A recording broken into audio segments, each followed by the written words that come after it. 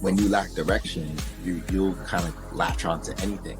And a lot of the things that they're latching onto are the popular stereotypes. So you ask a lot of young men, what do you want to be? What do you want to do? What did they say? I want to be a rapper. I want to be a ball player, right? I would say, you know what, when I come on here, we always talk about social determinants of health. And so for me, it is what else is happening in their environment that is exacerbating whatever challenge is already there.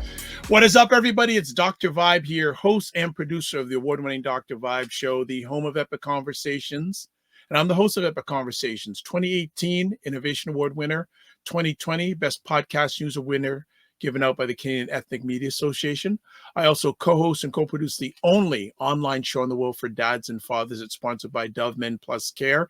And since 2020, our team has reached out directly and indirectly to over 400,000 dads, fathers, and male caregivers around the world. So as always, I'd like to say you're blessed, highly favored, a magnet for miracles, and a solution for someone's problem. Let's get some things out of the way first. Subscribe to the Dr. Vibe Show on YouTube and hit the notification button. And then also follow the Dr. Vibe Show on Facebook, LinkedIn, and Instagram. And also, if you want to advertise your business product and service on any of the platforms that I'm a part of, please feel free to reach out to me at dr.vibe at the dr.vibeshow.com. If you haven't been around for a bit, but you should know, I'm a big supporter of Black men and those who love them. That's actually how I started my journey online long time ago, over 5,000 conversations ago. And I always, when I meet good Black men, I want to provide them a safe and brave space to share.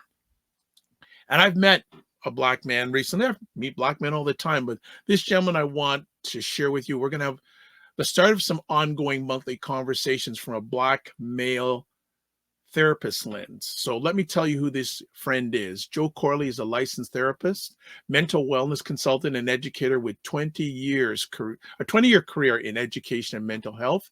He holds master's degrees in education and counseling. After years of teaching, he recognized his talents could have a deeper impact beyond the classroom. During his own personal healing journey, he uncovered the transformative power of therapy and mental wellness, particularly within the BIPOC community.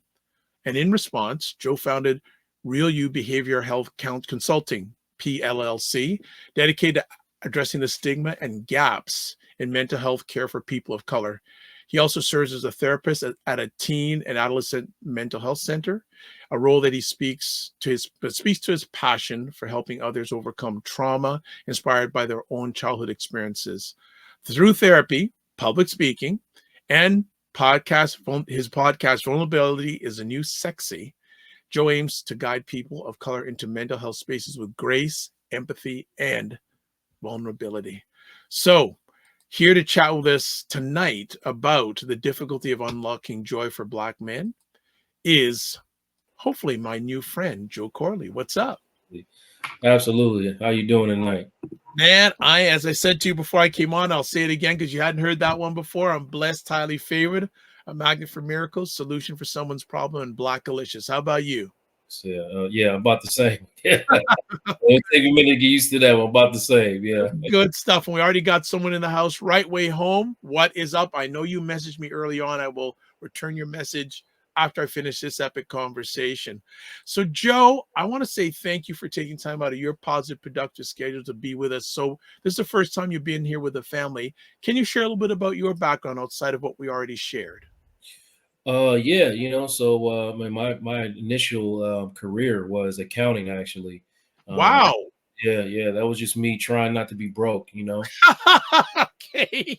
Yeah, I tell people all the time, like, between not being broke and wanting to be Marcus Graham from the movie Boomerang, I went in a corporate space, and then, I was bored to death. So I had an opportunity to, transition into being a teacher. And I did that for several years before I realized that the system would only allow me to do so much for the kids. So I moved into the mental health space to help not only children, but adults become happy and whole, man. So that's where I've been at, and that's what I'm on. Wonderful. Absolutely love it. And when you and I have many things in common other than being black men, but my father was a public school teacher for 38 years in the same public school. Wow. Wow. So let me ask, what was the reason for you transitioning out of the education system into what you're doing now, therapy and counseling? Well, for one, I was struggling with a lot of this, a lot of the systematic things that go along with being in the education system, and the limitations of it. Like, kids aren't eating. We are taxing them for school lunch, and if they don't have school lunch, then we're not allowing them to eat. And then we're concerned with behavior and 4+4 and the Pythagorean theorem and things of that nature when someone's going home to abuse and situations like that. And then I had my own kind of mental health breakdown somewhere in the around 2018 2019 that kind of put me in the mental health space to begin with, and I got a little taste of it, and I said, okay, yeah, this is where I belong. I was in group therapy, which was very foreign and strange to me. When I first got there, I didn't want to say or talk to anybody. But after a while, I became very talkative, and then some of the other, I'm calling patients because I was in the hospital. Some of the other patients were kind of saying, hey, you're kind of good at this. Maybe you might want to pursue it. So I did. And how long of a journey was getting that accreditation? Ooh, man, it took, let me see. By the time I broke down, I had just finished a master's degree, right? So I was getting ready to go into being a principal. So I got my master's in education and I started interviewing for that. And I kind of, switched gears. So it took about 2 years to finish up a second master's in counseling. So I did that. And then after that, I had to, do some internships and get a certain amount of hours and all of that. So it took about, I'd say about three plus years. Wow. And do you remember that when you finished your studies, how was that feeling? It was amazing. That's what I would describe as what we're talking about today. It was a joyful feeling, Mm. I didn't get the opportunity to go to the graduation for my first master's degree. Now here I was, and straight in a coincidence, by the time my second one came, I actually was I flew from my older sister's funeral, and she had the same week I graduated, she had been murdered. My condolences. Sorry. Yeah, Wow. appreciate that. Wow. But following that up, I was still able to find joy in the moment of graduating from my second master. So. Wow. Okay. So before we get really roll up our sleeves and get in the conversation, Yeah. how has this been a rewarding journey for you? This part of your journey being a therapist and counselor? Oh man, it's just a continuation of what I was doing already as an educator, going through therapy, it helped me realize that I wasn't giving myself credit for what I was doing. And I was doing a great job of lying to myself about who I was and what I had accomplished thus far. So I'll go into the therapy room and then, I'm talking to the therapist and he'd be like, I'm like, nobody loves me, nobody appreciates me, nobody, cares about what I'm doing. But I had all this evidence that went against what I was saying. And after, he helped guide me to a space where I was unable to lie to myself. I was able to appreciate, who I was and what I've done. So transitioning into therapy, it's more of the same. Like, I'm literally, helping couples survive, saving lives and, talking young people into living and finding joy and purpose. So, I don't even know how to describe it, but there's tangible evidence that, I'm walking in my purpose and I love it. Love it. I love when Mm. people are aligned and it's for good intentions. That's fantastic. Want to say a shout out to special friend of the Dr. Vibe Show, Nicole Grant, saying good evening, gentlemen. And she also says, I'm sorry to hear of your loss. And she is genuine. So when she says that, she means it, my brother. Well, She I means appreciate that, Nicole. Thank you. All right. All right. Well, let's get into the conversation now because we got a lot of things to cover and I know we got a limited amount of time. So my first conversation piece for you is how do you define joy, particularly in the context of Black men's experiences?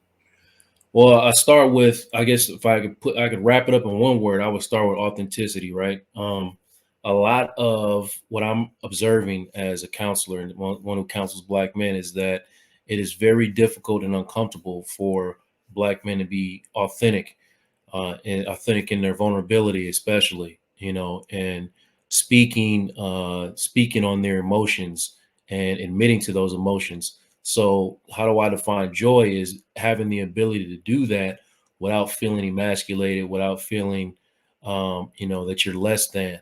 And so, I mean, that's where I start, um, and then, being able to walk in your purpose. Um, so, yeah, so authenticity, being able to walk in your purpose, being able to explore vulnerability, growing in your empathy, and just being able to enjoy life without, having to be on the defense all the time. Then I want to add on to that. Why is unlocking joy often difficult for Black men? I mean, we grow up in hypermasculinity, right? I mean, we were, if you are your authentic self growing up, especially the generation that that I grew up in, you'll get clowned for that. You know, you'll most certainly get clowned for that. So it's difficult to be and not only by males, other males, but also you get clowned by females as well. It's just you're not the pressure to be strong and to be show no what's perceived weakness is compiling, and it can be when you have conditioned yourself to think that being vulnerable is weakness, it is difficult to unlock that joy. Good stuff. I want to switch on the area of cultural and societal factors. So my first conversation piece in that area is what cultural or societal pressures contribute to the challenges Black men face in finding joy? Okay, so yeah, same thing. Partly hypermasculinity, right? And then also, I mean, we live in a society that's oppressive. I mean, you just educated me that it's very similar up there in Canada where you are, and oppression, makes it difficult because you have to be, or you feel like you have to be on the defense all the time. And also, what success look like is defined for you in a lot of ways. It's defined for you. So, you having the ability to define what success looks like for yourself, um, you know, is a challenge. It's a challenge. How much does racism impact this conversation and this topic? A lot of, for me personally, because I know a lot of brothers, we're not a monolith. So a lot of brothers will say, I don't experience, I've heard this before.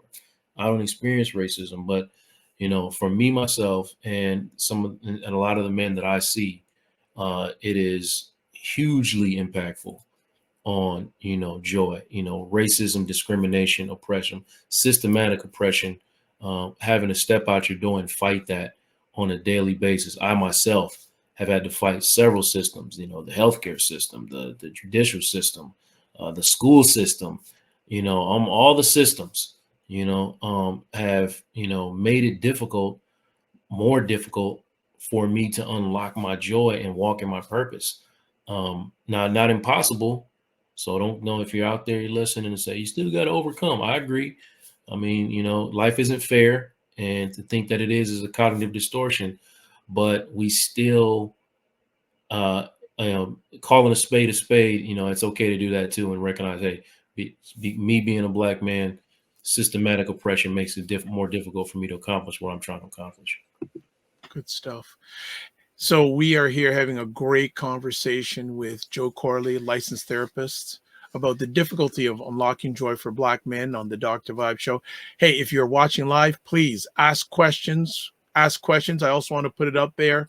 If you want to get in contact with Joe, There's his website, realconsulting.com, Instagram at jcorley80, and email address jcorley at realuconsulting.com, and also share that information in the comment sections on all the platforms that you're watching this live on the replay.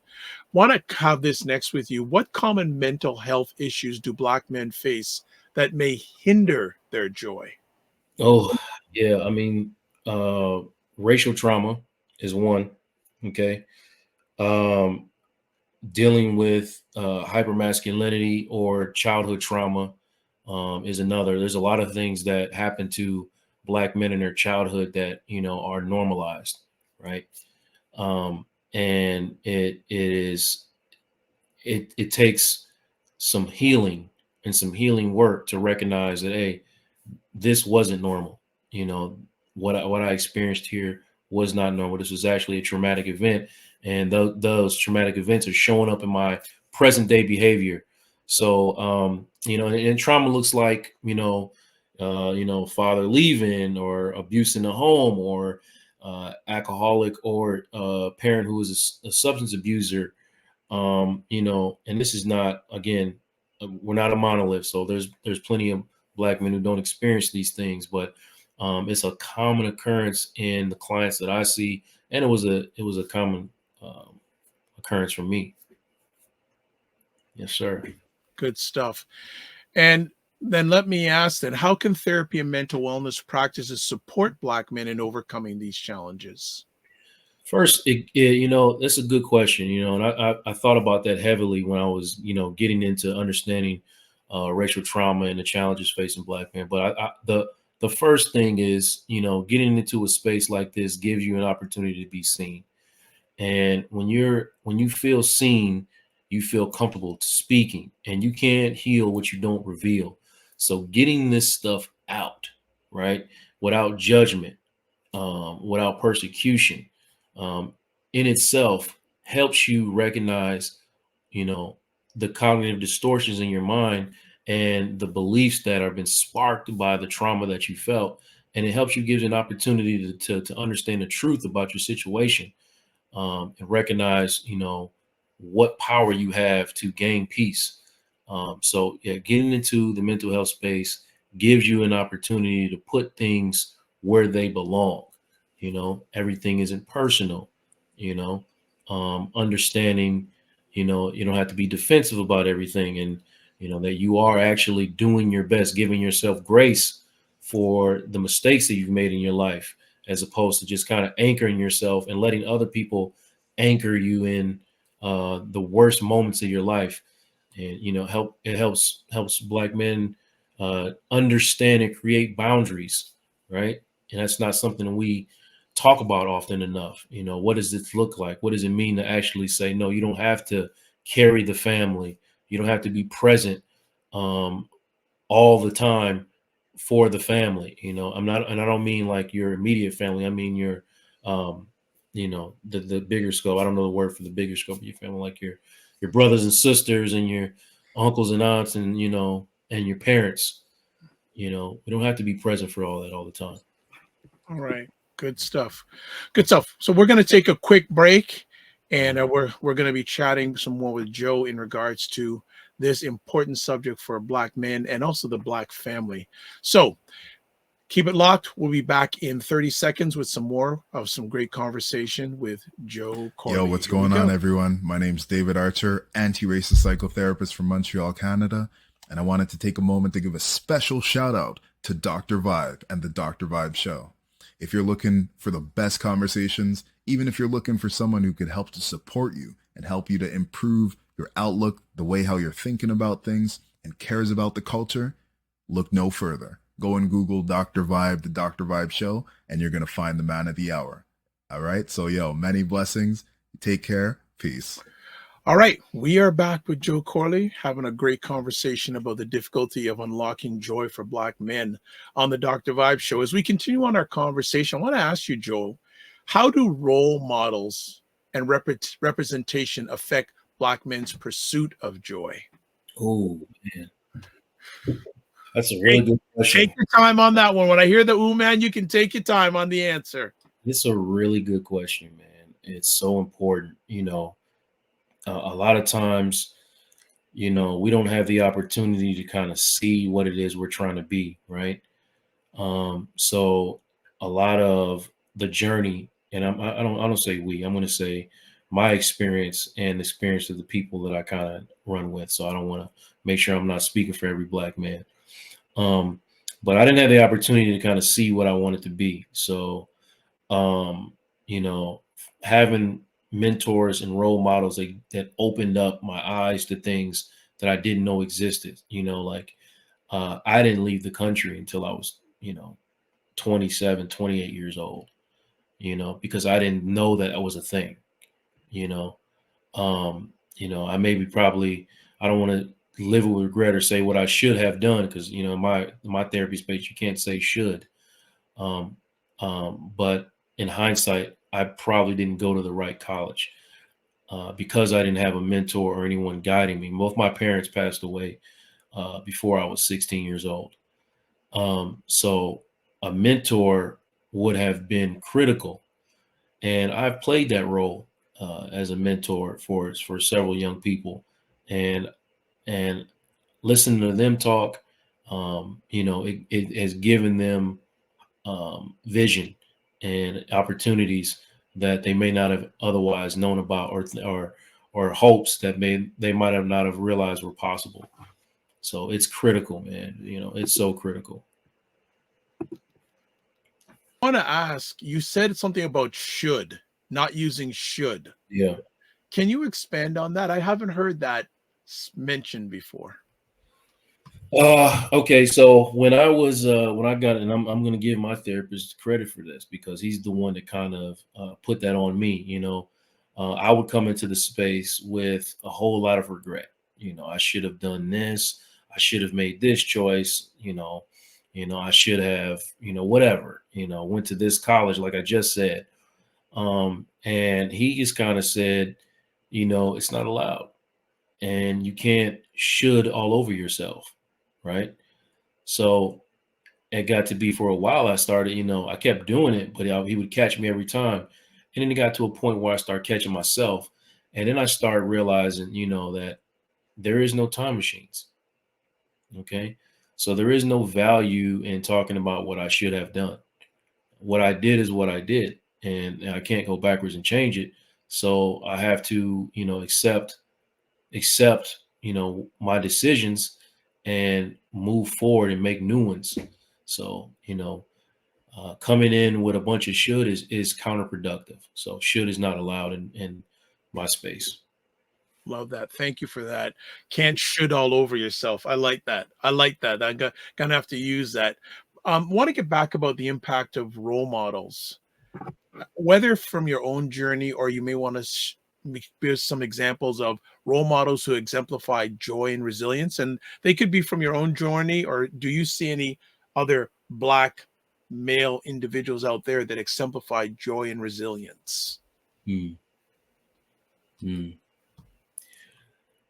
Yeah, that's something I struggle with. I can't say that I had a whole lot of role models personally that exemplified joy. I will say what I got joy from watching the freedom of my uncle, right? So my uncle, he kind of lives his own life, right? He doesn't he leads very honest man. He's very clear about what he wants. I mean, he's in his late 60s at this point, and he owns this, he owns that. He just seemed very free to me. Like to nobody was running him or making decisions for him. So when I observed that, I got joy from that, and he became a role model to me. And he was the first person or man to tell me that, it's okay to just have one woman and pour into the one woman if she does everything that you needed her to do. If she's there, if that's your woman, it's okay to just be with that one. My own father didn't give me that type of guidance. Mm. So, him, pouring into me in that moment and kind of showing me, that it was okay to be a certain way, you know, I would mark him as a role model. But I can't think, you know, out, you know, because we see these guys and celebrities on TV, but we don't really know them personally. So it's tough to say, you know, that, you know, they're role models. And I don't have anybody in my personal life that I would consider, other than my uncles, a role model. Is that something you're wanting to have? Yeah, I mean, yes, I still believe that mentorship is important. Um, and you know, there's still spaces that I can't see, that I would like, you know, I would like somebody to reveal for me. You know, like, hey, even in our initial conversation, I told you right away, like, hey, how do you do this? How do you do that? And you were gracious enough to share some things with me, you know, and no gatekeeping. No. So, you know, that to me, um, you know, that is a branch of joy, right? Like, Um, because for me and my personal experience, kindness for no reason is just it's just not something that has happened. So every time it happens to me, at first I have to get over the initial shock that somebody's actually doing something for nothing, and then you know, I get an opportunity to be grateful for it. So yeah, I'm still looking for mentorship, and I'm also looking to be, you know, and I still try to lead, by example with a lot of the people that kind of look up to me.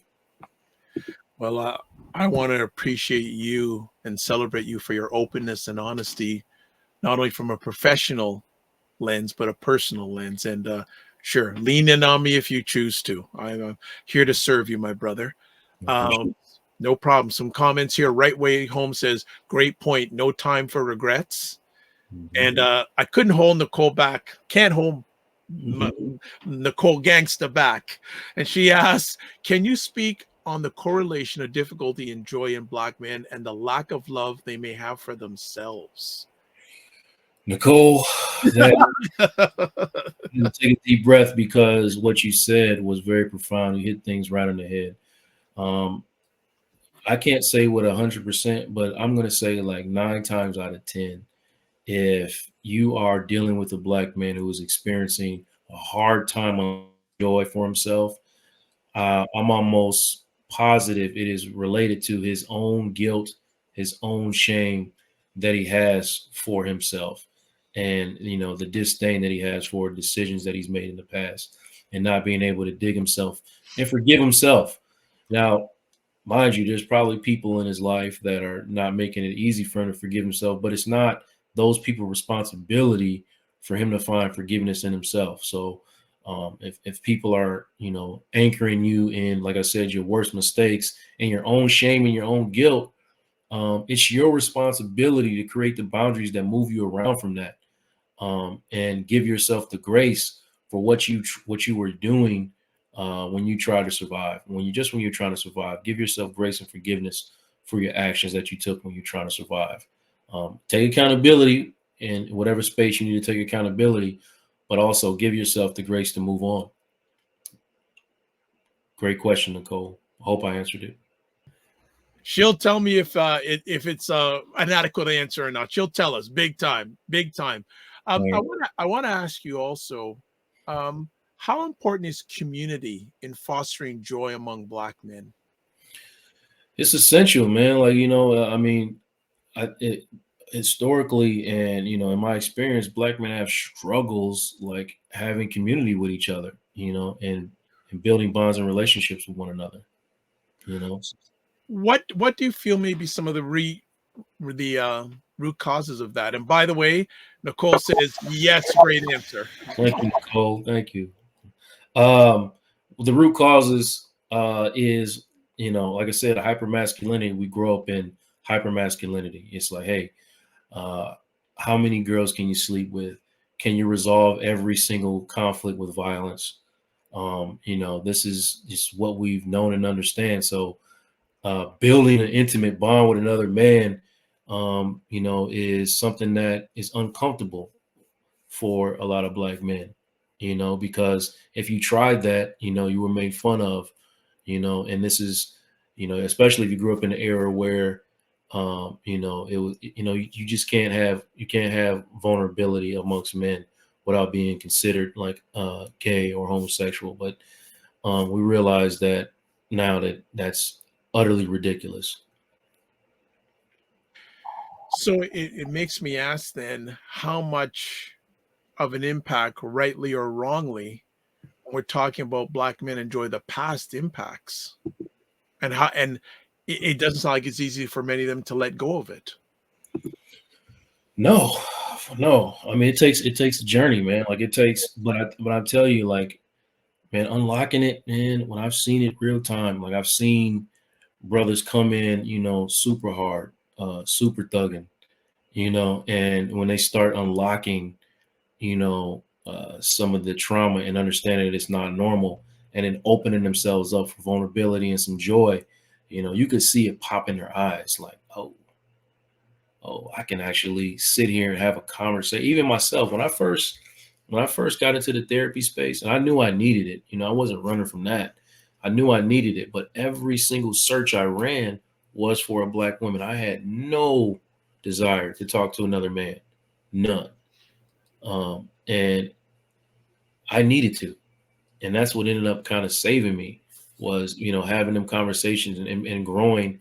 It was the first time I really grew an intimate bond with another man, and it allowed me to open up to other men and, you know, continue growing bonds with other men, and, you know, and recognize that there's safety in that, because a lot of us are going through some of the same things, and it's just the community of it all. There's healing in that. Okay, good stuff. And again, I really appreciate, and I know the Dr. Vibe family appreciates your openness, sharing some of your own journey during this conversation. Guess Yeah. has another question. So Nicole asks, you mentioned hypermasculinity. What's the difference between quote hypermasculinity unquote and quote toxic masculinity unquote, or is there a difference? Yeah. Okay. So there is a difference, right? When I'm talking about hyper masculinity, I'm talking about, you know, the belief that, you know, if you're not the strongest, or if you're not, you know, the I think hyper masculinity, if I could describe it, is more external, right? So it's the way that other people are viewing us, you know, and so you look at us black men and you say they have to be resilient, they must be strong, you know, and you hear that often over and over and over and over again. And then you start to kind of line yourself up with, you know, that thought process. Like it's an exaggerated, um, you know, it's an exaggerated perception of what it is to be a man. But like I said, it's usually external. Now, toxic masculinity is like, you know, that's when you are devaluing all of the possibility. It's like misogyny, homophobia, when you don't even really feel that way, right? You know, it has harmful effects, you know, on like your, you know, on your emotional state. You know, um, you know, sabotage your relationships, even if they're working for you. Right. So it's just, you know, with toxicity, you are engaging in self-harm.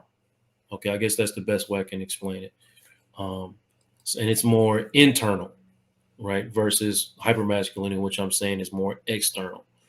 Um, I'm hoping I'm answering that right. I mean, You know she's here. She'll certainly give you a grade rating on that, big time. yeah. I just want to reset.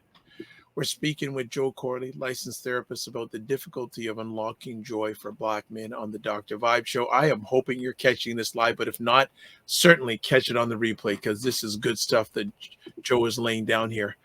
I want to Mhm. ask next up, you know, what are some of the barriers that prevent Black men from seeking mental health support? Well, that is to piggyback off Nicole again. That's toxic masculinity, right? Because that is emotional suppression, right? There's a piece of you that just suppresses your emotions, and you don't want to talk because of you've you've got this perception that being vulnerable and seeking help makes you somehow weak, right? So that is one of the key components that keeps, men out of therapy. But also the hypermasculinity of it all too, because there is a perceived expectation that you have to constantly be tough, right? So because of that, you detach from your emotions. So both of those kind of terms play a role in the way we show up in the healing space, or our lack of presence in the healing space, I should say. It's a little bit off our topic, but I think it has something to do with this. I'm going to ask this conversation piece. What impact did the pandemic have on Black men in therapy, and also post-pandemic? Say that one more time. So it's a complex question. So I'll do the first part. What impact did the pandemic have on Black men in therapy? Honestly, I believe that it, got more Black men in therapy. One, because like we were sitting at home, and doing the virtual role. Let me be honest. I don't honestly know what impact the pandemic had on Black men in therapy. I know that's when I started to go, and I've kind of seen a trend of more Black men going. Now, I don't know if that was more the pandemic, or that was just in line with um, you know, the climate, the social climate around that time, which was election time, and a lot of Black men were stressed. So I don't know if those things went hand in hand, but I think a lot more Black men around 2020 started engaging more in therapy. All right. So Nicole says, thank you for your perspective on the definitions. Right Way Home has a question. How much of, quote, hyper, unquote, masculinity is a Eurocentric concept of a man? Yeah, I mean, that's what we're talking about, right? And when I say external, I mean, that's where a lot of it comes from. That's where, how we are represented in TV shows, and and movies. Think about, for those older folks, think about like James Evans, from Good Times. Um, Even though that, if you look at it now, like I just with the passing of John Amos, I just went back and like binge watched all of Good Times, right? And I'm like, well, this is super problematic. Like the way he's showing up with all this anger and all this hostility, but that was considered a strong Black man. Even though he wasn't being vulnerable at all. I mean, he was slamming chairs against the wall. So, and and when you say Eurocentric, I don't think there were Black writers on that show, right? So, so that If there were very few. Well, the executive producer is a white Jewish man, Norman Lear. Norman Lear, right? Yeah. Right. So right. he signed off on everything. So it was through his lens a final check mark got for a show. So there you go. Right. And think about all them the Black men in those Norman Lear shows. You know what I mean? Like that was the perception. There's no way that they were going to have an episode of James Evans going to therapy. There was no way, we didn't see George Jefferson going to therapy. We didn't see any of those things. So, and if that episode exists and y'all got it, check me right now, because I just binge watched and I don't remember that episode, so. Has that interpretation media-wise got any better in your lens? Yeah, I would say it's gotten better. I mean, it's gotten better because we have more Black creatives. So I think that that is helping the situation, but also, there's a limit. I think that if you listen to the Black creatives in Hollywood, certain movies just won't get made. Like they won't get made. I don't have any experience with that, so I'm just listening to what they say. But I think it's gotten better, but it's still like it's got a mile to go. You still, look at a lot of the movies. What are we represented by? Like the super chiseled, quiet, Black man. And it's still some problems out there. it's still bad representations. Guess who has another question? Girl Nicole. Okay. So I knew this one was coming. The lack of joy in Black men is often affected by not having a father or role model around full time. So why do you think so many Black men allow this narrative to continue through the generations? Nicole, I don't think Black men are allowing that narrative to continue. You know what I mean? Like, if you really look at what's going on today, like, there are Black men are, I believe, and I don't know the statistics. Somebody can look it up for me, but I think we're the most present fathers, actually, statistically, that there are right now. And look it up and check me on that. You know, it's just something I think I heard, but I don't think we allow the narrative. The narrative just keeps getting pushed because it's, it's conducive to, what's needed right now for society, not from our standpoint, but, to make the Black man look as though he's not showing up for his kids. That's a profitable narrative, So I don't think we're allowing that narrative to continue through generations. I really don't think that's true. Okay. But please look up. If you Yeah, well, I know Nicole will have a response to that. I know she'll have a definite response on that. Let me ask. Okay, I'll ask this. I'll let. She had another question, so let me get to it now. She asked earlier on. It's important that we change these generational cycles of things like men can't show emotion. What safe space do you provide with the males in your own family or friends network to be vulnerable? Oh, listen, I'm a father of 2 sons, and I open myself up to them all the time. I don't approach them with judgment. I approach them with open ears and vulnerability, and I show them vulnerability. I go to them and talk to them and help them hear my perspective. And then I ask probing questions to get their perspective on things and let them know that it's safe for them to be who they are in my presence. And that's the way I open it up for all the brothers in my space. If it's a man who wants to sit down with me, it's going to be free of judgment.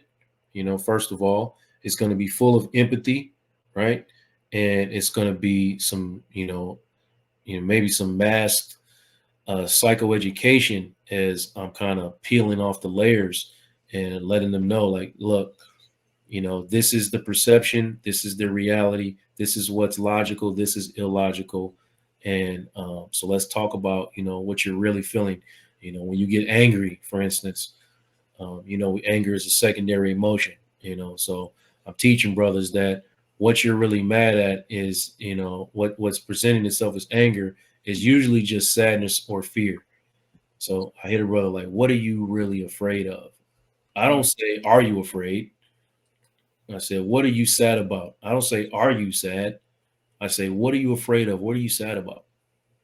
Because I know that's what it is. I don't have to, I'm not making it a song. When you're angry, that's fear, that's sadness, one or the other. So, and then you open it up and the brothers usually be like, okay, let me just keep it real. I know that you may have shared one or two, but maybe you have another personal story or experience that highlights the journey to finding joy. Oh yeah, man. I guess, overcoming so much trauma and adversity in my life to even get to this space. When I tried to take my own life twice, and that is what put me in the therapy space. And the first time that I tried to take my life, I was very good at masking my depression. It was not obvious at all that I was depressed. It just looked like anger, and if you don't have an education on what I just said about, anger being a secondary emotion, you don't know what anger is really masking. Getting to a space where, I could acknowledge that I was not okay, and, going into and start embarking on this mental health journey, and then coming out of it, realizing, that authenticity is where it's at, vulnerability is where it's at, and being able to talk about these things without feeling some of the same shame that I felt growing up. I wasn't able to speak on these things without feeling embarrassed. And, here I am right now talking to you about it, and knowing that that's okay. 6, 7 years ago, I wouldn't be able to look anyone in the eye and say, I tried to take my own life twice. Wow. But Well, you're a great example in my mind of you making your test your testimony. yeah, I appreciate that. Thank you very much. I appreciate that. No problem. I want to ask in regard to how has your own work in education and mental health informed your understanding of this topic? I mean, before the work becomes the journey, and so when the journey comes, and then it puts me into the work. I mean, it exposes me to other people's vulnerabilities, and to be good at what I do, I have to educate myself, through other people's experiences sometimes. So I have to, be empathetic and not judgmental, and then get down to the source of everybody's behavior. What is the source? So my work and understanding, what emotions are and how they show up in people's lives, it's been incredible for me personally, and my family. I think they get a better version of me, and the people I serve, I think probably have watched me grow in a way that is, I get told all the time that you're good at this, and I accept that. And I wouldn't be able to accept that years ago. I wouldn't be able to say or take people's praises, 'cause I have so much shame for who I was that I couldn't accept anybody telling me nice things. But now I accept it with gratitude. I am good at this. This is what I know this, and that's part of digging into the work and understanding that it's okay to have gratitude as opposed to shame, that which erodes relationships. Okay. She's got more to share. Nicole says, aside from statistics, we can safely base that answer on the Black fathers present in our own network. I personally know several who are, quote, sometimes, unquote, dads. Maybe your network has worked to change this. Okay, I can accept that. I can to say that that now is a statement that I can address. But to say is like, we're accepting it generations and generations. That one was a little hard for me, Nicole. But if you're wondering why some Black men, okay, I think that's the word we were missing in your first question, is some. Why some Black men allow the narrative to continue to play through generations. It's shame and it's fear. All right. A lot of it could be, it's all situational too. So let's just, for example, say one man has been abandoned by his father, right? What do you think that manifests in him? Probably a fear of abandonment, right? So that fear of abandonment, how does that show up in his everyday life? He then becomes afraid to make emotional connections to others because he's always afraid that those people are going to abandon him, right? So that's just one example of why somebody would continue that. And that's not giving anybody an excuse. All right. We have to be fathers. And I don't ever want it to come off like I'm giving people outs on being fathers. But again, empathy and understanding helps me gain perspective to know that it's not just as simple as it may sound. So that's just one example of, why a Black man or any man would not show up in his child's life after being abandoned himself. All right. So Nicole adds, I'm very sorry to hear of your personal struggle. Life has a way of showing us the strength we never knew we had. Absolutely. And I'm grateful for those struggles. Honestly, I take gratitude in them now. I don't have the anger that I once had for the things that, because, it's given me purpose, and purpose is immensely powerful. Good stuff. So as we start winding it down a little bit here, what are some practical strategies or tools that black men can use to unlock and sustain their joy? Right. So here's one. No emotions are meant to be pushed away, right? So when you have an emotion that makes you feel uncomfortable or that is very, present, and you can feel it and know that it's there, address it, right? Let's figure out, where is that coming from? What is that an indicator of? More than likely, you are, tickling some emotional trigger that you're maybe not aware that is there. And, you start wondering, okay, what are my emotional triggers? Well, they're usually based in your fear. What do you fear of? Fear of abandonment, fear of not thinking you're good enough. There's some major fears out there, and one of them is probably causing you to feel that emotion. So you have to go back and understand, when do you remember first feeling that feeling? And this is where you pull out your journal, fellas. Okay, when do I remember first feeling that this way? All right. I write this down. And then what is it in that moment that I started to believe about myself? All right. And I got a little hint for you. Whatever you began to believe about yourself, more than likely was never true. It's never true. So let's ask yourself what your higher self, or somebody you believe is a trusted advisor, would go and look at this moment that you're talking about as if you were watching it on TV. And what would you then say to that younger version of yourself, who is, you can't tell them what to do. You can't change what actually happened.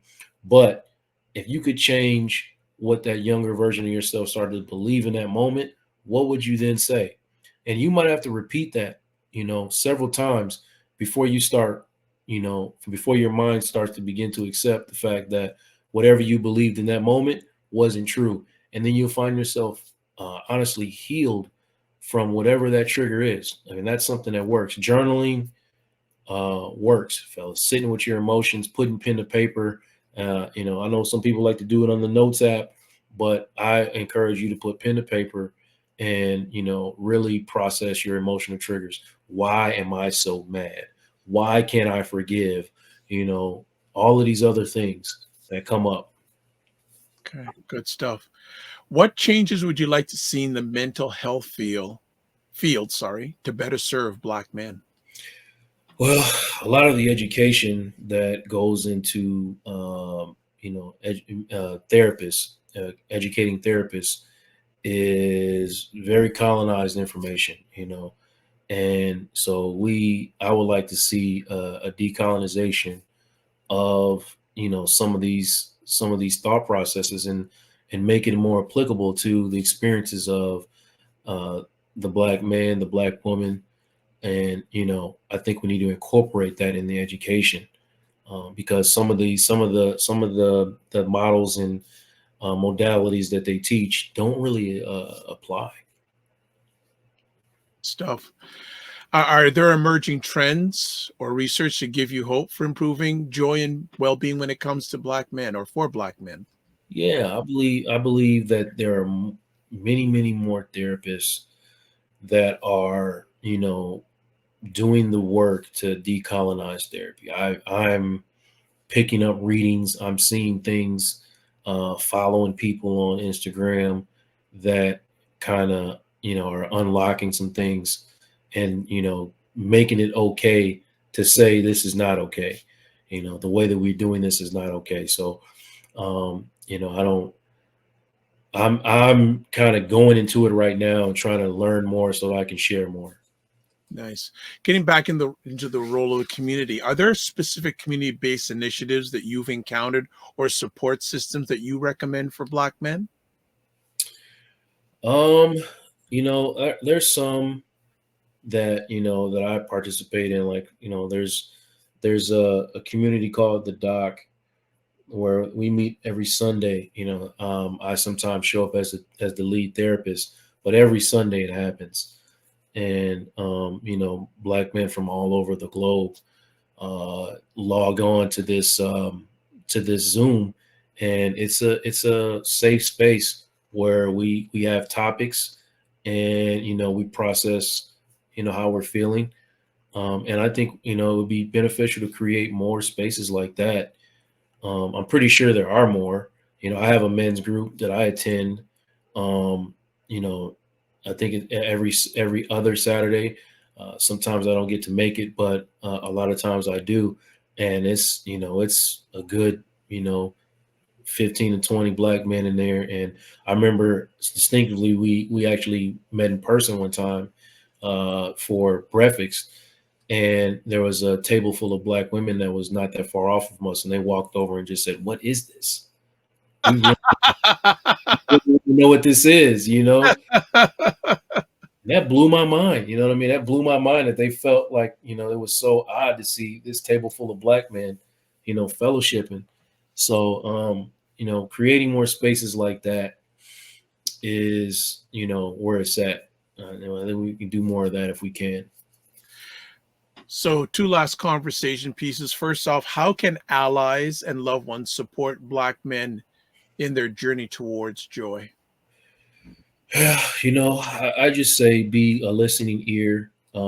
Make sure that you are removing judgment and that you are asking questions that seek understanding, as opposed to, I don't give advice. You know what I mean? Like I try very, very hard to, if I start sounding like I'm giving advice, I want to check myself, because that is not helpful. And that it was all advice is going to come through my own lens and my own lived experience. And that's truth for everyone.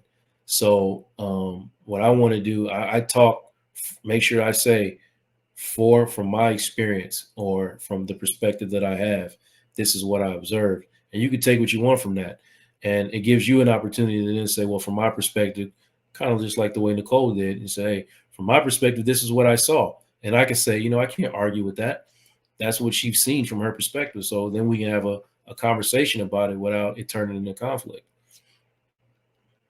And then finally, what message of hope or encouragement would you like to share with Black men struggling to find their joy? Brothers, talk to somebody. There's a light. There is a light. I know it seems hopeless at times, and then all you can see is darkness, but the light does exist. There is a space where you can be safe. And if you go talk to somebody and they don't fit, talk to somebody else. Don't be afraid to keep moving around until you find a fit for you that actually works. All right. And, there is joy there. It's possible. It's attainable. We can make it, but you have to put forth a little effort to get to it. Good final words to finish it off, words of hope and encouragement. Joe, I'd like to thank you for giving us the most valuable thing that you have, your time to share with the Dr. Vibe family. Thank you from a professional lens and a personal lens and journey for making this an epic conversation. Thank you so much. Oh, thank you, brother. No problem. So there's Joe's contact information, realuconsulting.com, Instagram at jcorley80, email address jcorley@realu, and that's the letter U, not YOU. That's you, consulting.com. And good news, Joe is going to be visiting us once a month for the next little while. We already have topics lined up for the next little while. So if you enjoyed this, thank you. If you really enjoyed it, tell other people about it, and especially follow Joe. And also too, if you want to speak with him, doesn't hurt. Whoa, Doesn't hurt. All right. So as always, Joe, I want to say, don't, you and your family and all the people that you serve, don't just manage your time, manage your energy, and remember to give yourself grace. Absolutely. Thank you. Bye. My pleasure. All right, everybody. That is it.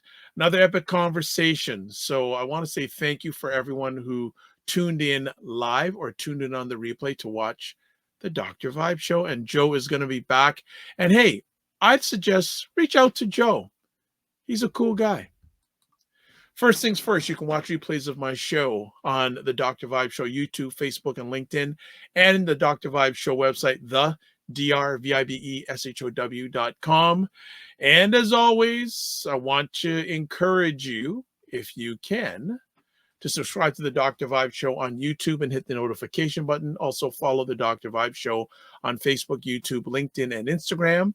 And 2, to advertise your business, product, or service on any of the platforms that I'm a part of, please email me dr.vibe@drvibeshow.com.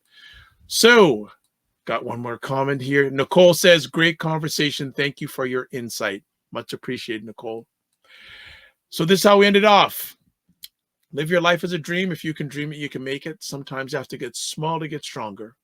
Block assumptions and aim bigger, aim better, aim higher, aim wider. Love, faith, and respect. And remember, don't just manage your time, manage your energy. And remember to give yourself grace. God bless. Peace be well. Keep the faith and walk good.